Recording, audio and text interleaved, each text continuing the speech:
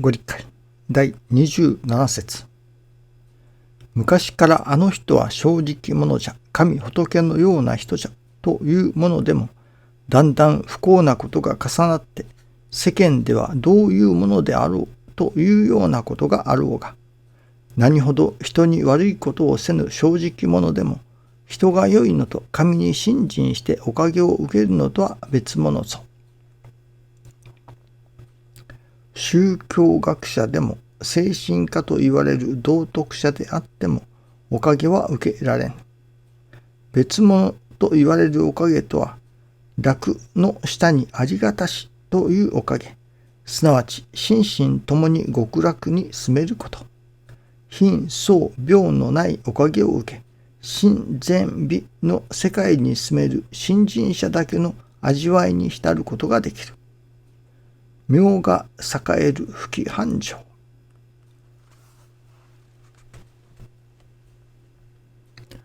信心をさせていただくということはどういうことだろうかと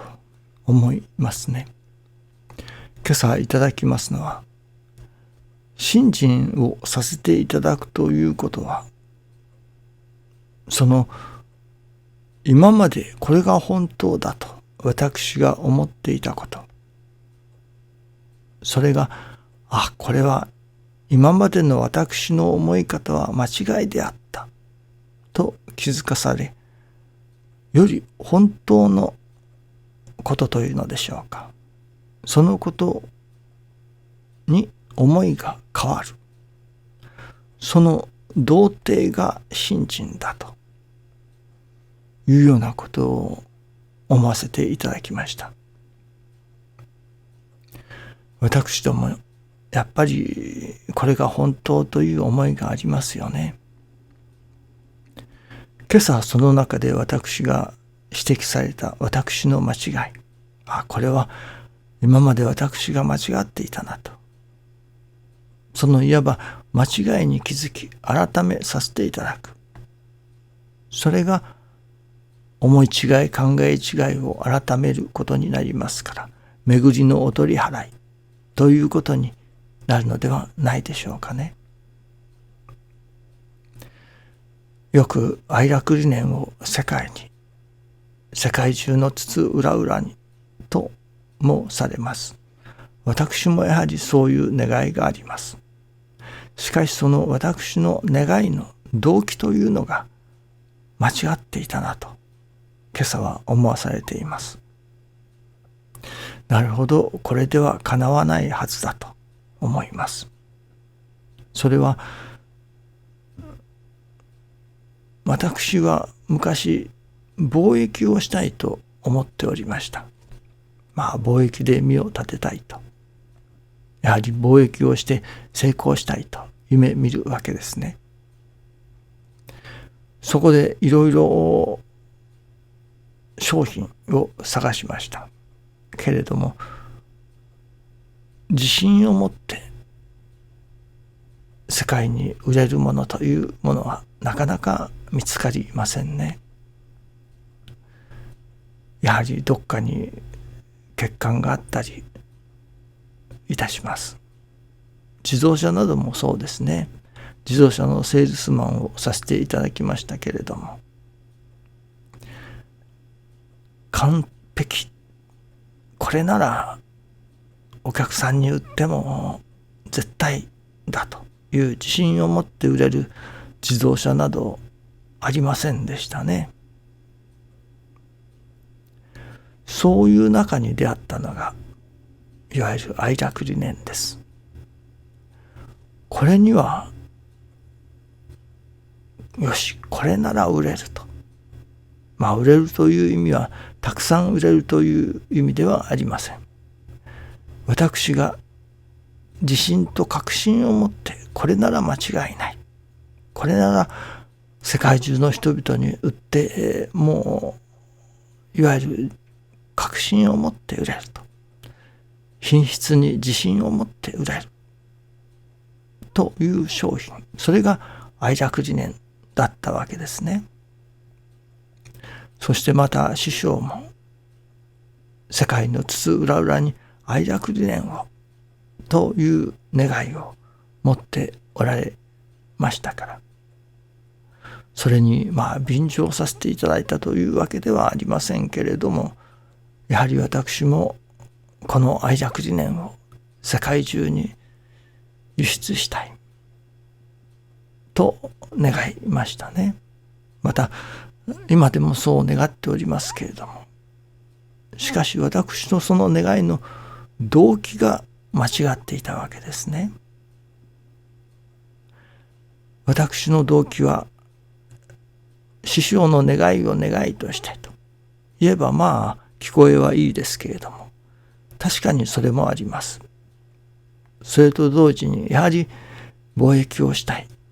というその願いのもとに愛楽理念を世界中に売りたいというわけですね。今日気づかせていただきましたことは、その動機、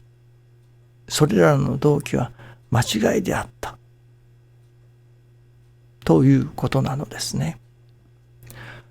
それらの私の動機では神様のお心にかなわないということなのです。ではどういう動機を持って愛楽理念を世界中にというのが正しい動機なのか、正しい心の持ちようをもってのそのことなのか、今日教えていただきましたのは、教祖様も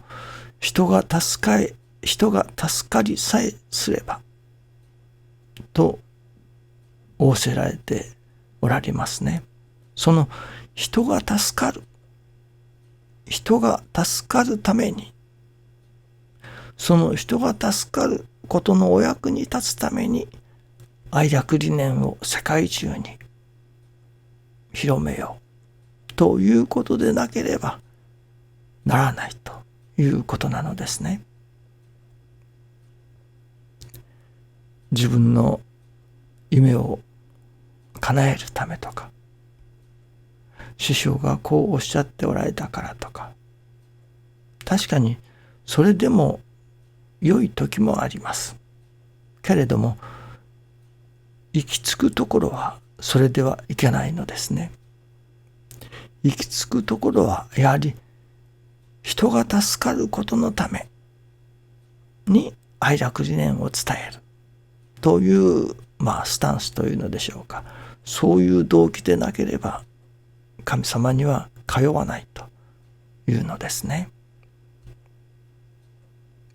それはなぜかというと、神様のお心が人を助けたい一年のお心だからということですね。神様が人を助けたいと願われる。そこに私どもが人を助けたいと願い愛楽理念を伝えようとする。その時に初めて神の心を心としての愛楽理念を伝えるということになりますよね。私の今までの動機は不純であった、間違いであったということになりますね。その私どもの思い方、考え方、今までの考え方が間違いであったことに気づかせていただき、より本当の、より神様のお心に沿う思い方をさせていただく。そのことの繰り返しというのでしょうか。そうやっていよいよ神の心を心とするということに近づいていくのではないでしょうかね。その自らの間違いに気づかせていただき、心を改めていく。その改まりの繰り返し、その道程が信心だと